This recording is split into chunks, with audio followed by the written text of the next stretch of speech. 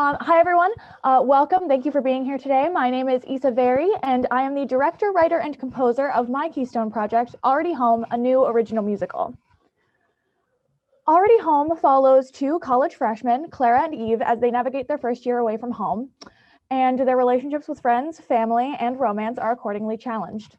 But when Clara's older sister dies suddenly, she has to learn quickly how to let her friends in to support her and that grief is a long-term journey. Already Home deals with themes of homesickness, grief, loss, female friendship, and love. And just to give you a little sense of the show, I'm super proud to present the end of our opening number, Already Home.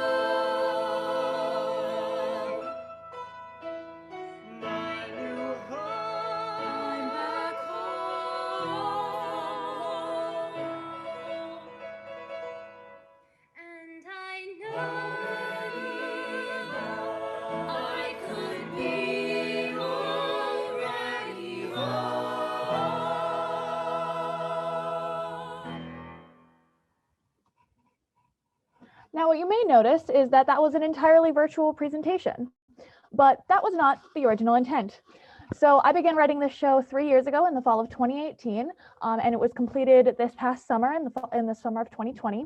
We originally planned a full live and in-person musical production between Kilachand and Stage Troupe, BU's oldest and largest extracurricular theater organization.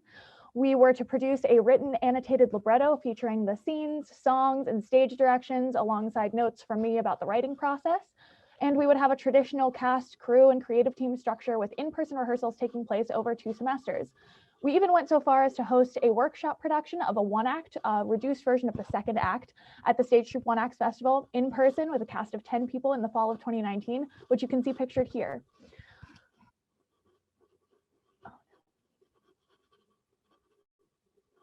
Sorry, I froze for a second. So there were a lot of inspirations for this show, but I love theater and I love a lot of pieces of theater, but Fun Home and Light in the Piazza, which are 2 shows that have always been close to my heart, really informed this piece as the most complex portrayals of female friendships and internal lives, which I've ever seen. Additionally, when Hamilton gained popularity in 2016, the Hamilton creators, pictured here, developed an annotated libretto, like I mentioned before, which was a producible concept of the show that had, like I said, the script, the lyrics, the stage directions alongside production photos, articles about the writing process, all of these things that created an immersive experience for the reader, a lot of which was accessible to people who couldn't see the show. And accessibility really became an important question that we asked as the pandemic emerged. So when the pandemic happened, we realized that an in-person production was ostensibly no longer going to be possible. So we really wanted to critically examine the presentation of theater and the ways that it has not been accessible to a lot of people. And we tried to look at this as an opportunity to interrogate this accessibility and explore how art can be created for mass consumption. So as we developed a new concept, we looked at questions: how could technology impact and influence the accessibility of theater? How could a virtual format aid in the presentation of theater, and specifically of this story? And how could virtualization innovate storytelling on a wider level? So we settled on an entirely new concept, which was a virtual annotated libretto, or it started that way. So we decided to develop a website that would feature a virtual annotated libretto the same way that I've described, but we also wanted to play into the tradition of immersive theater with this virtualization. To me, that means bringing the audience into the story. And the story of Already Home is not just the plot, but now how it has come to be created against many, many obstacles and through the hands of many people. So there are several elements which take the audience on a journey of creating a musical from conception to culmination from every perspective of a theatrical production. There are 6 pillars of the website: the annotated libretto, embedded performances by our cast of 20 current and former students, a OBUC album that is available for download, tech visions for set, lighting, costumes, props, and scenes developed by our 17-person tech team, character studies for every character, and vision interviews with our non-performance-based positions on our team.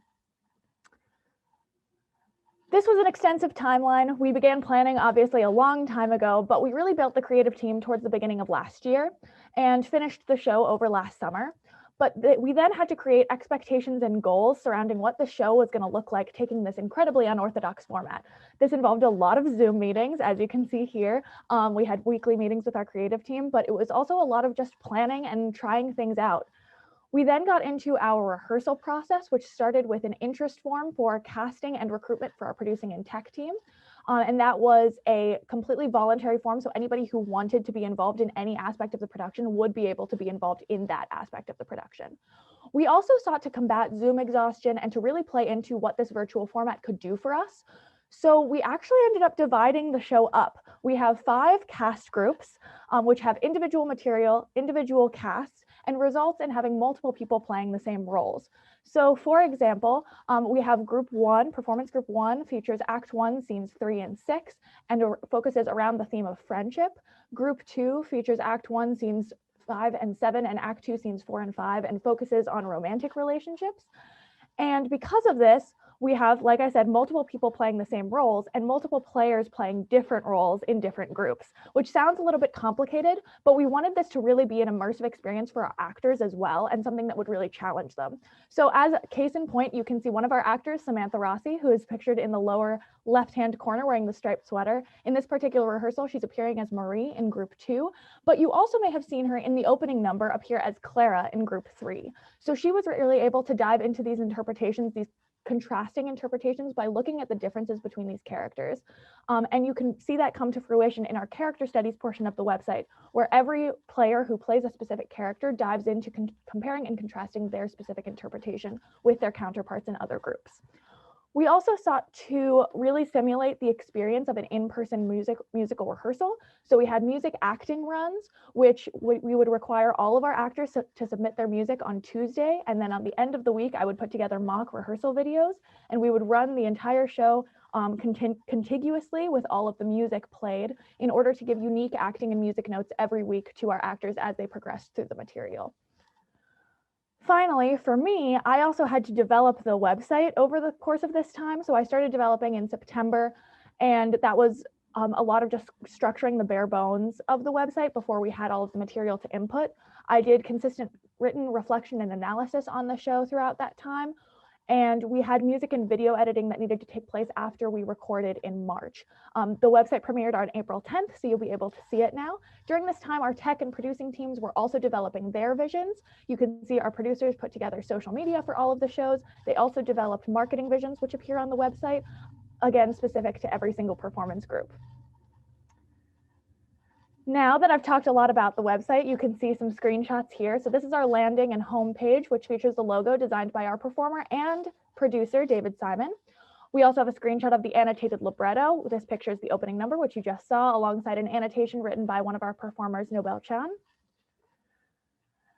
Up in the upper left, you have the character studies. Like I described, they have every player playing a specific character, our vision interviews conducted with our non-performance-based positions, and the OBUC album, which is available for download both in the album and our deluxe edition, which features podcasts and 3 deluxe tracks as well.